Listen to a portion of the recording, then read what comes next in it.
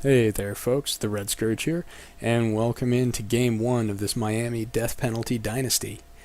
I was not able to do a true reaction video like I wanted to do, where you guys saw how bad this team was right as I was seeing them. I recorded my first game, and the Elgato video capture software I was using saw fit to delete the footage right when I got done with the game.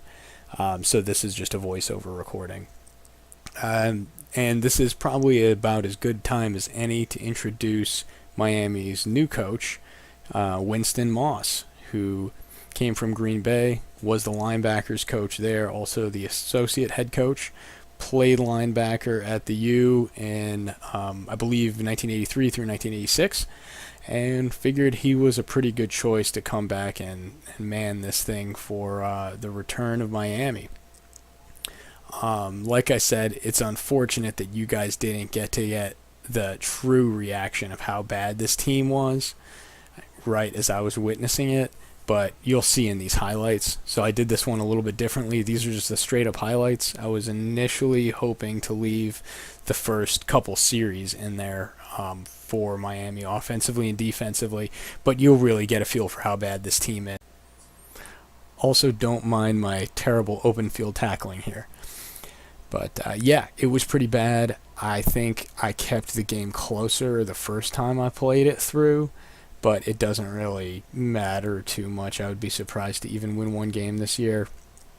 I think Wake Forest was a good opener. I didn't want to open with just an FCS directional team. So yeah, that's what I got going on. I think in the future, for the future games, I'm going to just do live commentary as I play the game.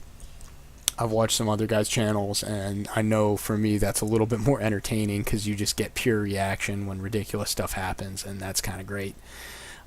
So yeah, I think I'm going to move forward with that, but I'm going to keep these videos short. It took me a while to edit down these highlights, but I think this is a lot more fun to watch if you're just kind of the average adult that only has so much time to watch other people play video games.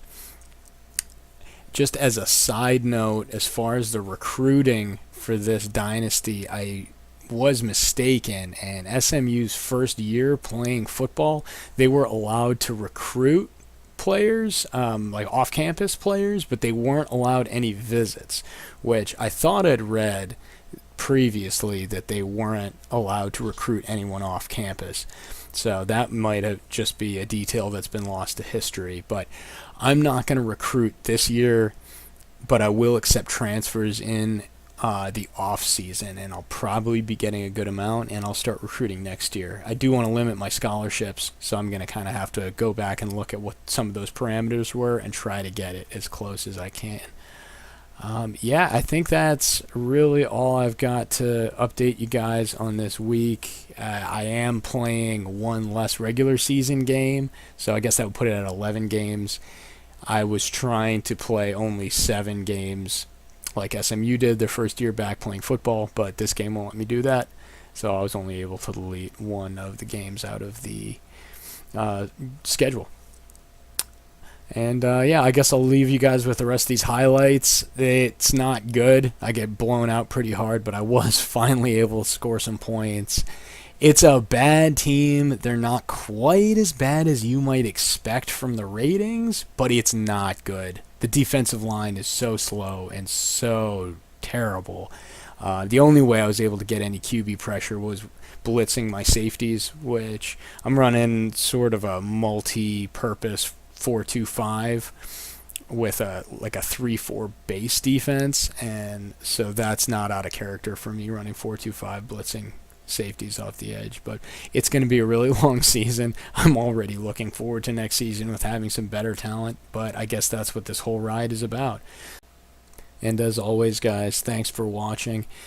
If you like the channel, subscribe or like or even drop a comment is very helpful. It's nice to see that people are watching these videos and interacting. That's really why I started this channel, was to get a little bit more of interaction out of my offline dynasty. Once again, thanks for watching, and I will see you guys in week 4.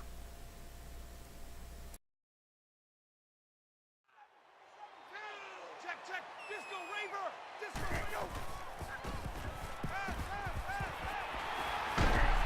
And he tackles him hard at the 20-yard line.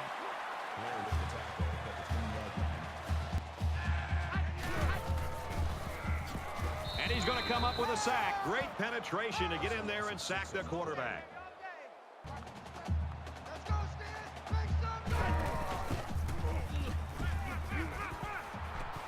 He delivers. Throws quickly into the end zone. Caught for the touchdown.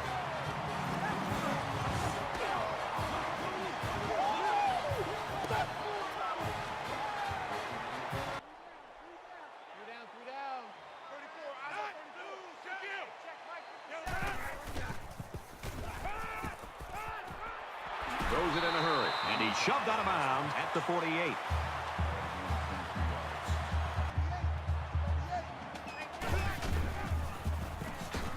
They bring him down in the backfield. Call it a loss of 2 yards on the play.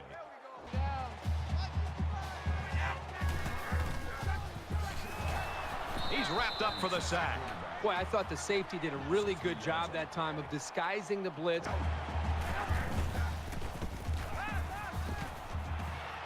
Tosses across the middle to his tight end. Tackle made. Great play for the offense and a great call by the offense. But the defense has to change things up. We've got a 1st and 10. Ball on the 19. Finds a man. Touchdown.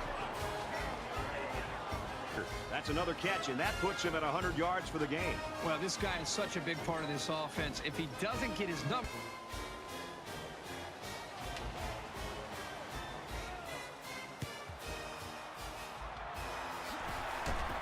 Down he goes at the 40.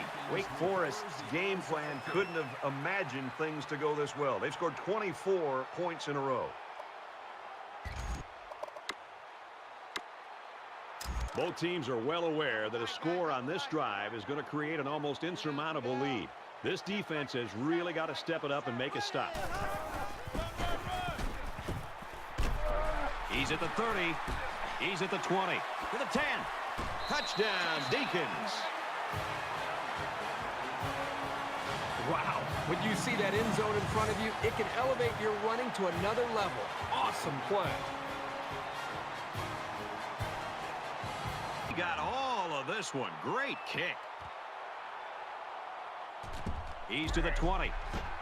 Across the 30. The 50. Knocked out of bounds.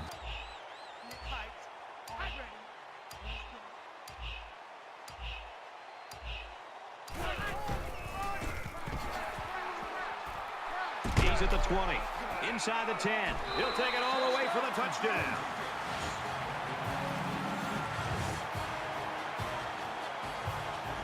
Clock keeper just... This one was never close today. 38-7, Demon Deacons. The Hurricanes, 7. That's going to do it for this presentation of NCAA Football 14. For Kirk Herbstreit, this is Brad Nessler saying goodbye.